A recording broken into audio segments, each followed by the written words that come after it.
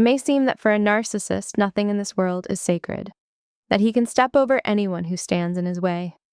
And in many ways, that's true, but not entirely. There is one type of person before whom a narcissist seems to bow his head. He fears them, admires them, imitates them, even uses them as examples. And the painful truth is that it's neither a loving partner nor a loyal friend. Today we'll explore who a narcissist truly reveres and why this admiration has nothing to do with love or respect. A narcissist's mind is built around hierarchy. The world divides not into good and bad, but into strong and weak. He respects only those stronger than himself, those he cannot control, those who can trigger fear in him.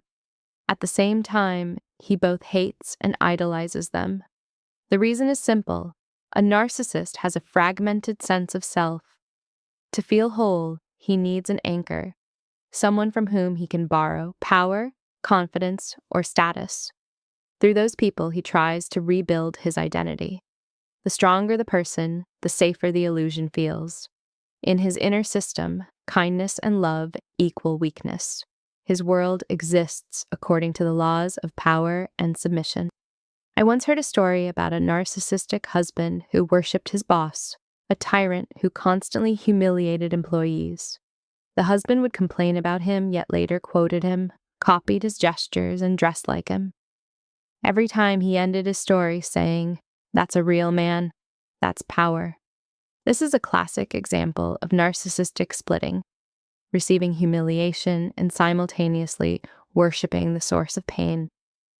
Another trait that inevitably earns a narcissist's respect is distance.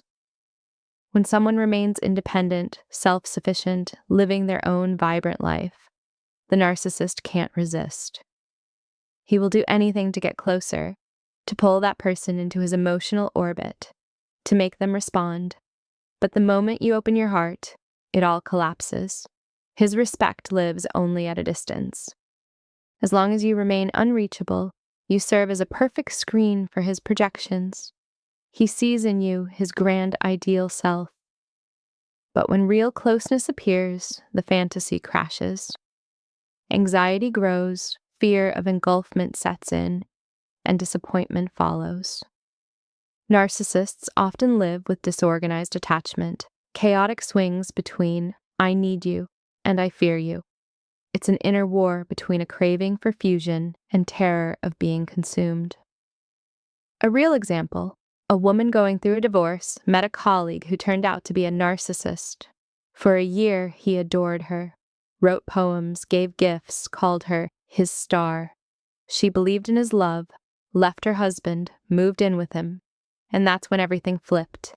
He started criticizing, devaluing, and humiliating her.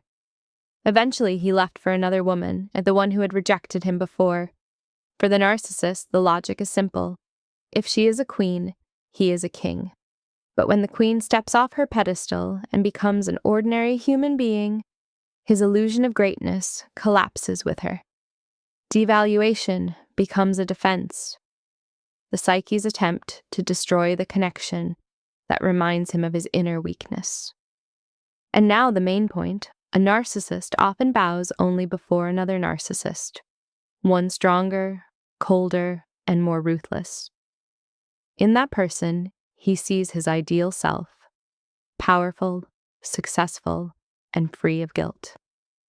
Whenever someone admires those who manipulate others without remorse, it's a sign. You're looking at a person who values dominance above empathy. There's also a deeper reason. A narcissist's admiration for other narcissists is a twisted longing for freedom from his own inner critic. Inside every narcissist lives a cruel inner voice, a reflection of the parent who once shamed and rejected him. That inner critic causes constant pain. A psychopath who feels no guilt represents liberation from that inner torment. That's why narcissists so often resonate with alpha messages, so-called real men, goddesses, or empowered personas that radiate superiority. It's a drug that numbs their shame for a while. A friend once told me about her mother-in-law, a grandiose narcissist, cold, harsh, humiliating everyone around her. yet endlessly worshipping her brother. He was a scammer who defrauded the elderly and the vulnerable. She would sigh and say, "Now that's a real man. He knows how to live." She admired his ruthlessness because she secretly wanted the same, to live without guilt or limits. In her eyes, lack of conscience meant strength. When you start to see this logic, many things fall into place. Their so-called admiration is only a desperate attempt to patch up their broken self. Respect based on fear, power, or distance isn't real respect. It's dependency disguised as admiration. And yes, I know many people try to win against the narcissist by turning cold, closing off, or playing his own game. Sometimes that's necessary for survival, but if it becomes a lifestyle, then all that remains is ice and endless manipulation. And where there's ice and games, there is no life. Thank you for listening till the end.